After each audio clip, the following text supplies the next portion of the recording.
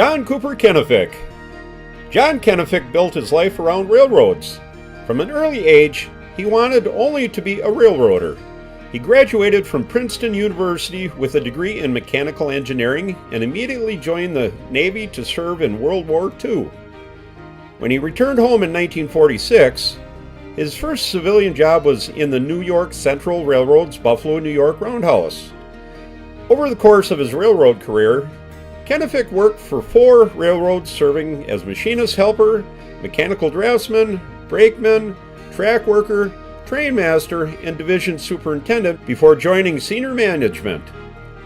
From 1970 until 1986, Kenefick served as a senior officer for the Union Pacific Railroad.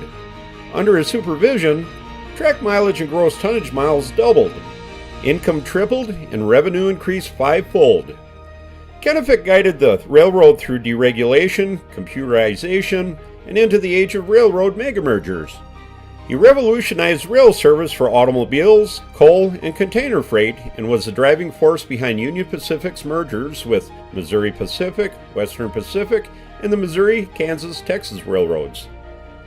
Kenefick, known to railroad employees as Mr. K, operated on the belief that people are the railroad's most important asset.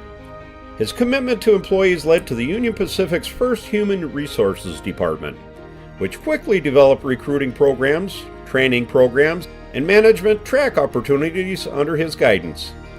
He directed the rail industry's first significant survey of employee opinions and morale, and created an alcohol treatment program for employees, earning an award from the National Council on Alcoholism as a pioneer in the field of prevention and treatment.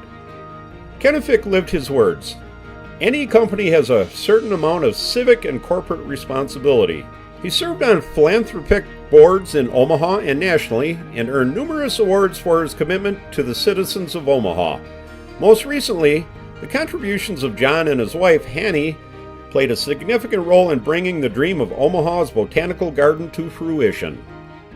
Through his career, Kenefick remained committed to a few simple principles: that innovation must also be practical, and that people are the real heart of a railroad, and that Union Pacific is the best railroad in the world. In his retirement speech to the employees of the Union Pacific, Kenefick said, "A great railroad once said that a railroad was made of men and iron, 90% men and 10% iron." I think any of us who has worked in a car shop, laid rail in the desert, run a train across Wyoming in the winter, or toiled long hours in a headquarters to meet an emergency knows what he meant. To be sure, men has happily become men and women, and the iron has been mixed with computers. But his point was, and is, that a railroad is uniquely a people organization. It is the Union Pacific Railroad people who have made this a great railroad for the past 100 years and will keep it a great railroad for the next 100.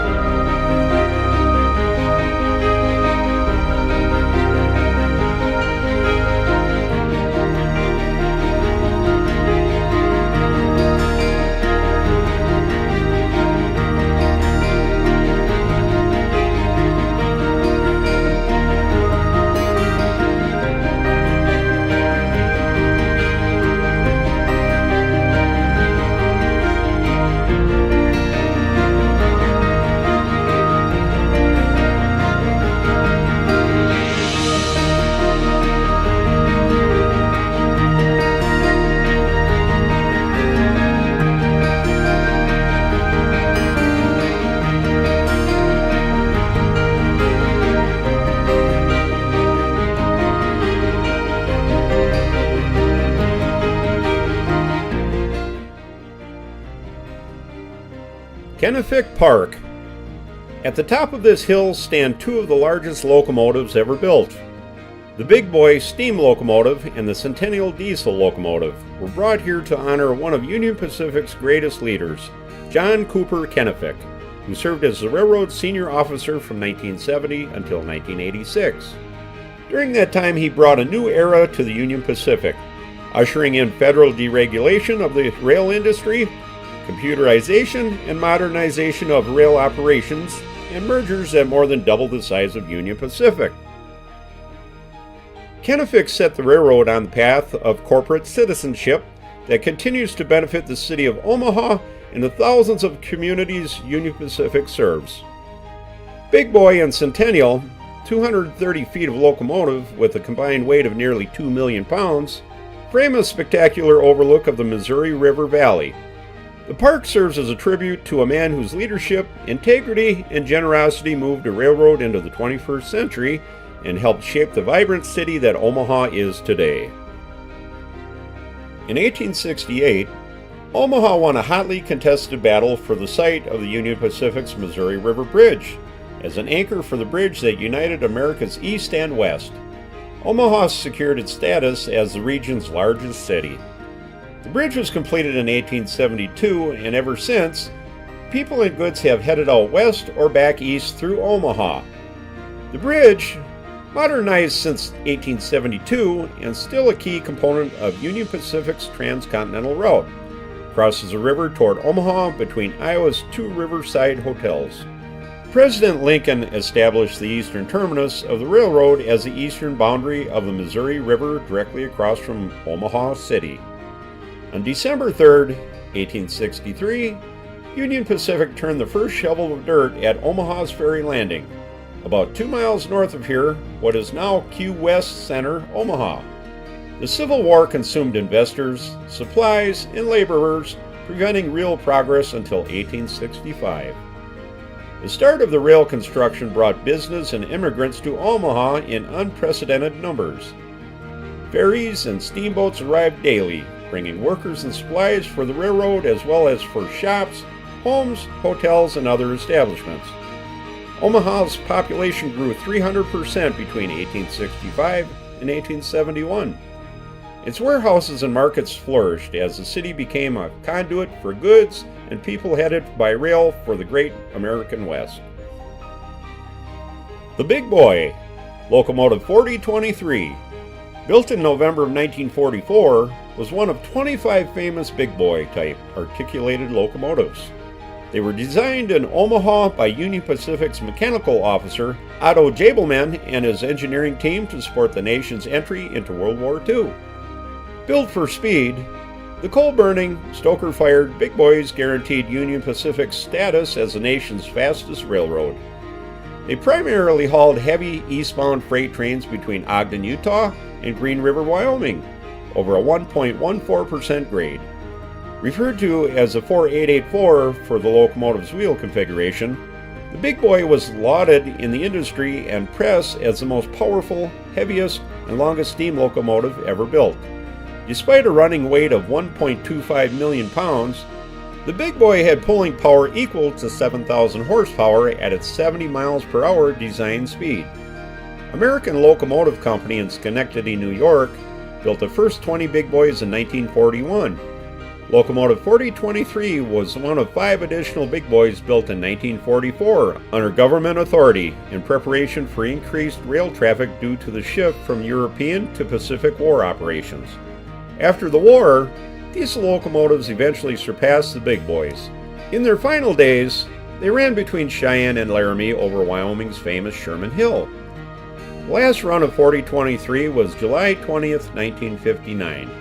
11 days later, it was put in storage in Cheyenne. Locomotive 4023 was officially retired in July 1962 after logging 829,295 miles. It has been displayed in Omaha since 1975.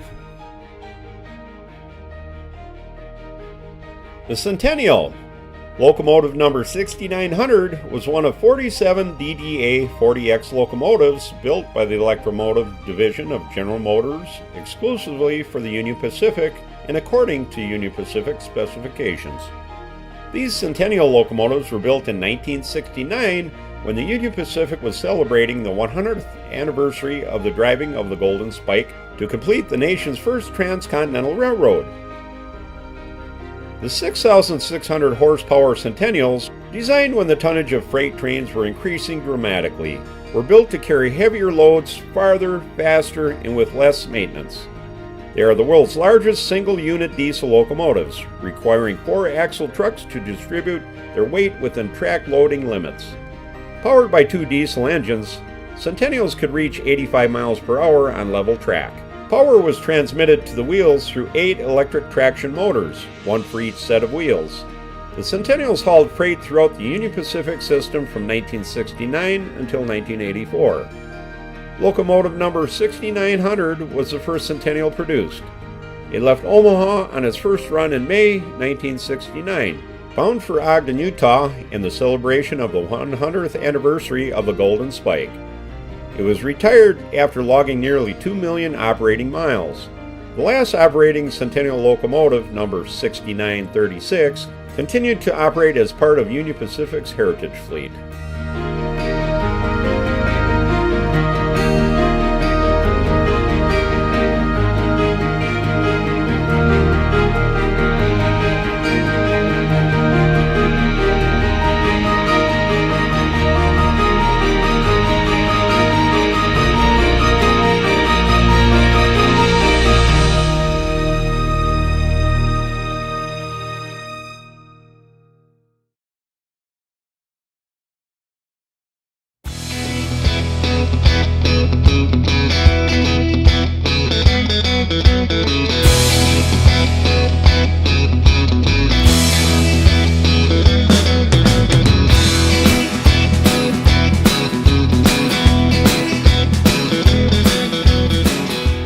Okay, once again, I'd like to thank all of you folks for stopping by and taking in the views with us here.